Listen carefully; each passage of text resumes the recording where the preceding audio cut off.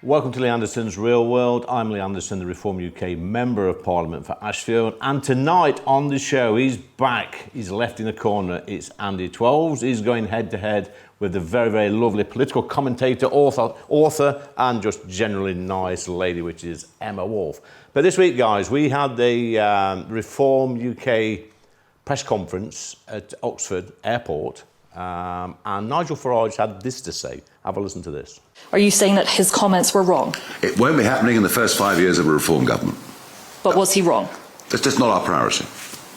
Does women's safety only apply to women in the UK for you? Our primary target is to worry about women and girls on the streets of this country, less than what the countries are like that we're going to deport these men to. It's all about priorities, and it's all about, frankly, given the mess that we've had with this over the last few years, it's all about whose side are you on. So, guys, you heard what Nigel had to say. Detain and deport. That's the only deterrent that will work. First, we'll go over to our left in the corner. Emma, I can see you chomping at the bit. Andy, what do you think? Is it going to work? No, it's not. It was a lovely press conference with lots of great visuals, a very echoey room, so you couldn't really hear what Nigel was saying. But what we did hear was absolute rubbish. He says, we're just going to leave the ECHR. You can't just leave the ECHR. It would take years to do. Nigel should know this. He spent 30 years campaigning to leave the EU. You can't just do it. He's only budgeted 10 billion for it. But his pal, ex-pal Rupert Lowe, said that it's, 40 billion in a near identical plan. Yeah. You're going to create camps like the ones we have in Calais on the cliffs of Dover. I just don't think it's realistic, and it's not good for Britain. The cliffs of Dover once, Andy. You what? He never mentioned the cliffs of Dover. Well, where's he going to put the camps? He never. Where did you get that from, the cliffs of Dover? Well, I imagine they come in. You imagined it, like you imagine a lot of stuff. Emma, let's have some common sense into the debate, please. Yeah, can we have some common sense? Why are we in this situation? We are in this situation. Why is Nigel having to take such a forceful, and some call it aggressive, approach? Why? Because Labour, over the past year, and the Tories before that, have been so weak on immigration, so weak about having borders, that we've effectively had open borders. Yeah. Right? That is why we're in this situation. And whether it's practical, whether it's feasible, there's a lot that Nigel said that is going to be difficult. Yeah. It is going to be uncomfortable. Yeah.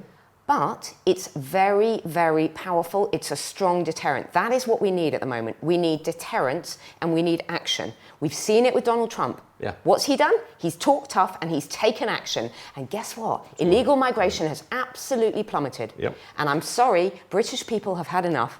And yeah, it's uncomfortable, some of the things that Nigel Farage is saying about deporting people, but actually we can't go on like this. No. We can't be welcoming to people that actually need our help.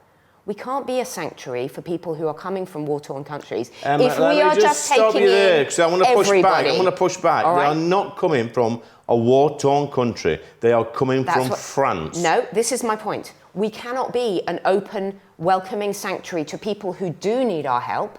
Yeah. If we are just taking in everybody. Yeah. And the other thing that Nigel said that I think is absolutely brilliant, he said, we cannot help everybody. We cannot. People saying, oh, but Afghanistan, Eritrea, the human rights record. I'm sorry, but when you look at Britain, the state we're in is not our problem. Let's go back to Andy. It's not our problem. Let's go back to Andy. But you're right there. If these countries have got a poor human rights record, Andy, and some of these illegal migrants posing as asylum seekers could be deported back, then, surely they will then stop in France. Oh, sure. Well, I don't think so. I think they probably... You think they still come here? Well, they could be deported back to a country that's going to torture them. Even Emma admitted it's not particularly practical or feasible. A lot of things that Nigel said, something we'll imagine it. I think they'll just see it's a bluff, because it is. But I could hardly see, in a reform government in 2029, I can't really see, your man Nigel Farage calling up the Taliban in Afghanistan, going, guys, please.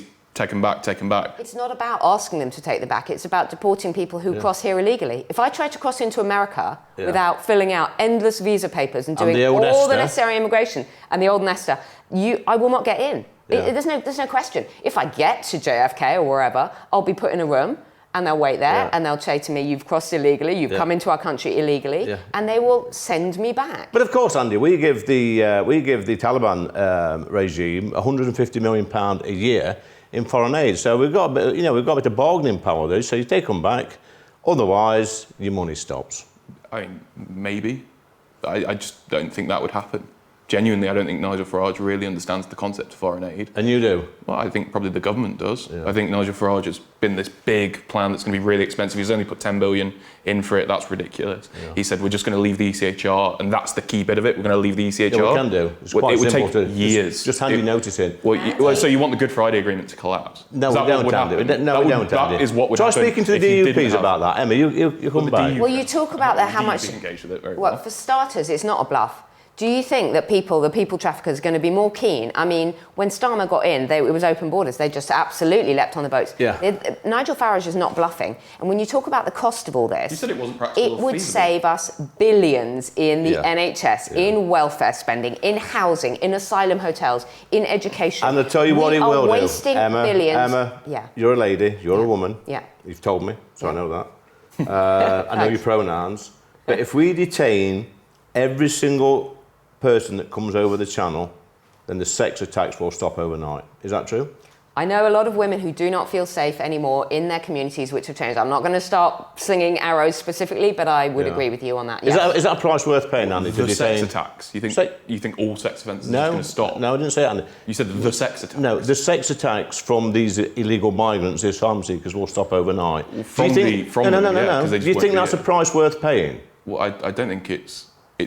You think we should detain all these young men and not let them wander around our streets to keep our women safe? It's a simple question, Andy. It's a bad question. It's not a bad question. It's just a silly question. I Have mean, you spoken I don't think the Reform Party. Honestly, I don't think unbelievable. Ladies in pink. Unbelievable. The Reform Party can't talk. One of their elected MPs, who actually resigned, Let me try and has a conviction of violence against women. Let me try and nail him on this. So I don't think you care about women's safety. We've got women and girls in this country being raped and molested by asylum seekers. So is it, Andy, a price worth paying to detain every single one of them as soon as they arrive in this country to stop these attacks? I think we should. Is it yes or no? We should detain them, yeah. But there are also lots of legal migrants and British people who molest and rape women. I'm not saying... It's not like sex offences aren't going to stop just because you never said detain that, the asylum. You wasn't listening to what I said. He wasn't listening. Two aren't mutually exclusive. We've got enough problems in this country on our own without importing more people. Exactly. One of the former Reform MPs has a conviction against violence against women. So I think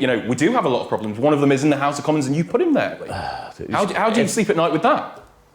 I don't think ad hominem attacks on specific it's not ad hominem. people. He's a convicted woman abuser. Okay, but so you're ignoring all the thousands of women who are taken to the streets every weekend, decent British women. I've spoken to them. They're concerned about their grandmothers, their mothers, their daughters, their little girls. That is the fact, Andy. Yeah. They're not making it up. I'm sympathetic to them, and I agree with them. I think they shouldn't have to walk around the streets and feel at risk. Yeah. I agree with them. You cannot ignore the fact that there are cultural differences in how Farage's plan is just pure rubbish. Men view women. It's pure rubbish. Yeah, carry on, Emma. It's just really hard when women are expressing, British women, women who've lived here all their lives, are expressing how they feel their communities have changed. And I am talking specifically about women, because I've spoken to so many of them, that the fact that their little girls can't play out in their swimming costumes in the splash pad where I take my son. Yeah. Because they're being filmed by men on mobile phones. That is a valid, that's changing the way that they live, Andy. Come on, Andy, come back at it. Like I said, I don't think women or children should have to be at risk, but I don't think the problem is mutually exclusive with asylum seekers. I think there are lots of legal migrants here, lots of British people here who also do things. It's not about legal migrants, Andy. It's not about British-born people. Crime isn't just committed by asylum seekers. It's not about crime in general. The debate today is about illegal migration. It's about asylum seekers. And your deportation plan is rubbish. That's what the debate is about the deportation plan. Is rubbish. It's pure waffle. Well, I mean, Nigel has talked about illegal immigration as a scourge, and it's absolutely right. Social cohesion. We can pretend it's not happening, but look at social cohesion around the country. Yeah. Everybody is saying how uncomfortable they feel, how sad they feel about their country. That is not far right. That is patriotic. What is wrong with being proud of our country? So, Andy, I want to ask you a simple question. It's not the yes or no quiz just yet. Should illegal migrants, i.e. these claiming to be asylum seekers, be placed in hotels or in secure camps and not allowed to roam the streets? I think ideally neither. I'd like to get rid of the backlog and have them approved immediately or denied immediately. I don't think it's between hotels and camps. Well, it is. Well, it's absolutely between hotels and camps. It's not, because people are being put up in HMOs, they're being put up in council houses. So given the choice, not just between hotels let's try and nail him, Emma. It's because it's skewing around the question. Given the choice, if you got 1,000 illegals coming in today, would you put them in a hotel or a secure camp? Probably a hotel right now.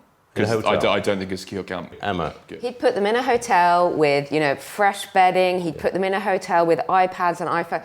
Let's be really clear. If you come to this country illegally, you go into a secure camp and then you're deported. If That's it's the illegal. deterrent we If need, it's isn't it? illegal, yes. Don't you think, Andy, if that was the case, if they were wouldn't detained, come. they wouldn't come? No, I don't, because I don't think it's. I just don't think it's. Your plan isn't real. It doesn't. It just won't happen. That you can't just leave the ECHR. It would take an entire parliament to do it. Well, you can just ignore And it. You can't just. You can just ignore it. Of course you can. You can't. Why just can't you ignore it, Andy? Because it's the law. Why can't I drive 60 down If a we 30? ignore the ECHR or parts of it, what would happen? It's violating international law. Our What leaders would happen? probably What would be the consequences to this it country? would probably be international Yeah, fines. no, Someone would go down. Or if we International had- fines? It's a crime. You can't just ignore an Or international if law. we had a home office and an Yeah. asylum processing system that was actually functional Yeah. rather than You can't dysfunctional. just ignore the If we ECHR. had- Right, guys, we have to Order. calm this down a little bit. We've had our left in the corner has been, quite frankly, chatting nonsense. Thank you, Anne, for adding some common sense next to me. to the debate.